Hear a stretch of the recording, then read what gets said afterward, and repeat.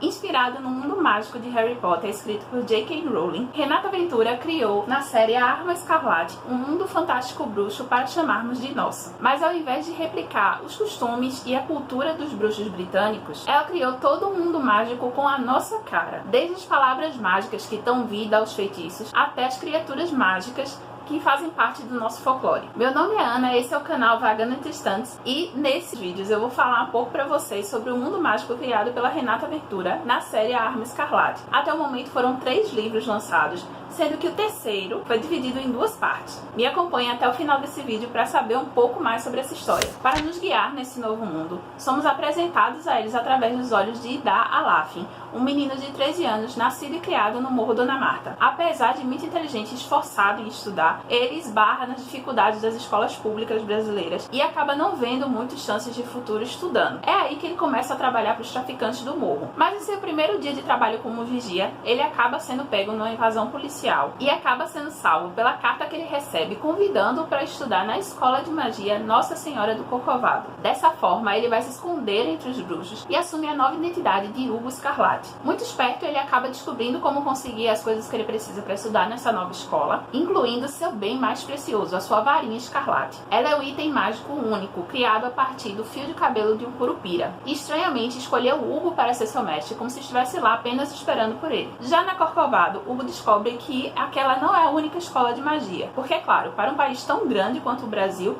uma escola não daria conta de tanto bruxo. São 5 escolas, uma para cada região do país. A Corcovado, no sudeste, a Boiúna, no norte, o Instituto Paraguaçu de Ensino Bruxo, no nordeste, o Colégio Tordesilhas, no sul, e a Escola do Centro-Oeste, que até agora não teve seu nome revelado. Na nova escola, Hugo conhece os Pixies, Vini, Piranga, Caimana e Ipanema, o Ítalo Xavier, conhecido como Capi, e o Virgílio Ouro Preto, também conhecido como Índio. Irreverentes e bem-humorados, os Pixies trazem alegria para a escola e atuam mais ou menos como um grêmio estudantil, realizando atividades culturais para os alunos, como algumas festas de recepção, e intervindo com o conselho escolar em defesa desses alunos. O conselho escolar é formado por bruxos que valorizam o padrão europeu de ensino, em detrimento das características brasileiras dos alunos e da própria magia utilizada no Brasil. Eles são responsáveis por gerir a escola, visto que a diretora, apesar de ser uma senhorinha muito fofa e divertida, é um tanto avoada das ideias. Mas para além do contexto escolar e das dramas pessoais da personagem principal, a autora criou todo um universo mágico com suas próprias características, como por exemplo os feitiços, que no Brasil não funcionam em latim. Para serem efetivos, os feitiços têm que ser pronunciados em tupi, guarani, nhingatu, eu acho que é assim que se pronuncia, e iorubá. Enquanto os não bruxos são chamados aqui de azêmulas, enquanto o dinheiro dos bruxos são as coroas de ouro e os bufões de prata. Já as criaturas e animais fantásticos são provenientes do nosso próprio folclore e imaginário sobrenatural, como o Saci, que aqui não é aquele carinha legal e divertido do sítio do Pica-Pau Amarelo. Em A Arma Escarlate, o Saci é um gêniozinho poderoso e bastante assustador quando irritado. Também fazem parte dessas criaturas mágicas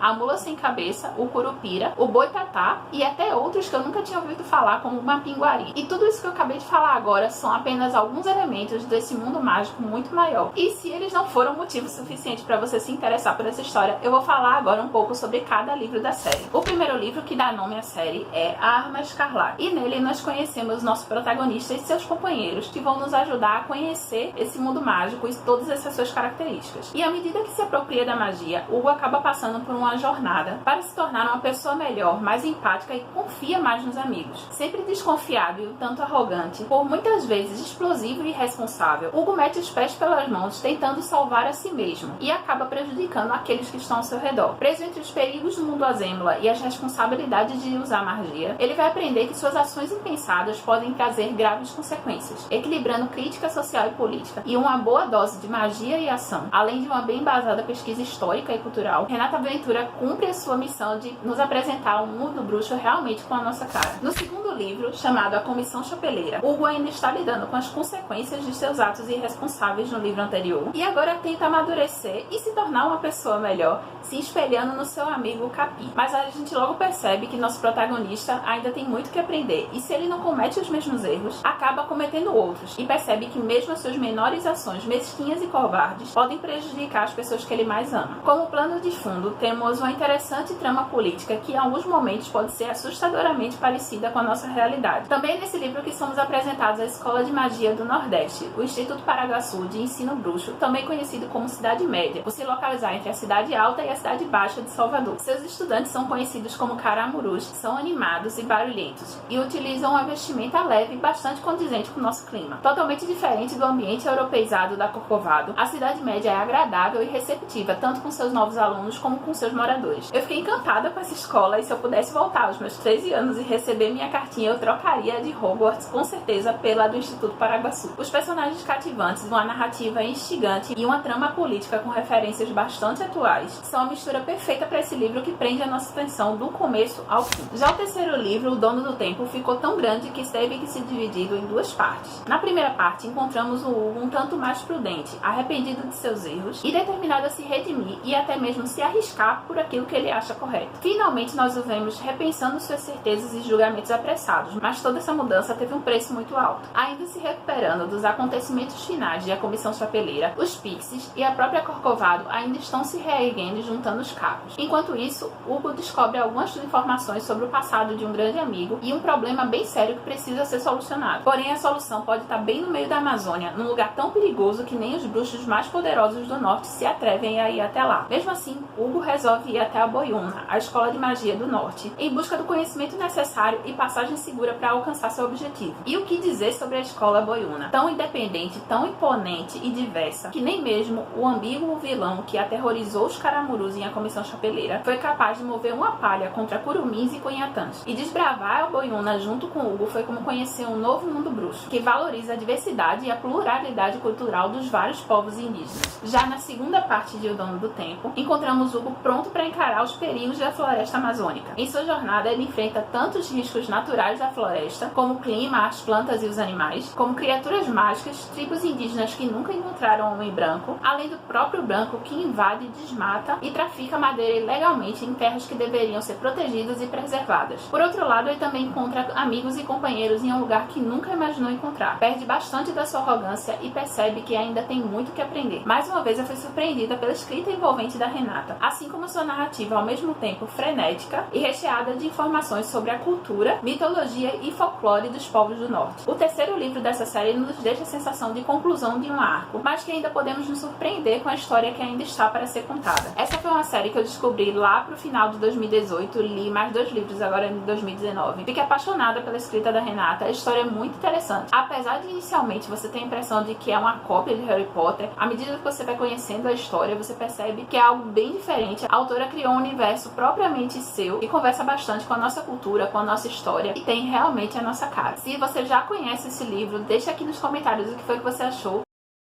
Se você gostou desse vídeo, dê um curtir aqui embaixo, compartilhe com seus amigos para outras pessoas que também conhecerem esse livro. E se você ainda não é inscrito no canal, se inscreve, marca a sinetinha das notificações para ser avisado sempre que eu postar vídeo novo. Boas leituras e até a próxima!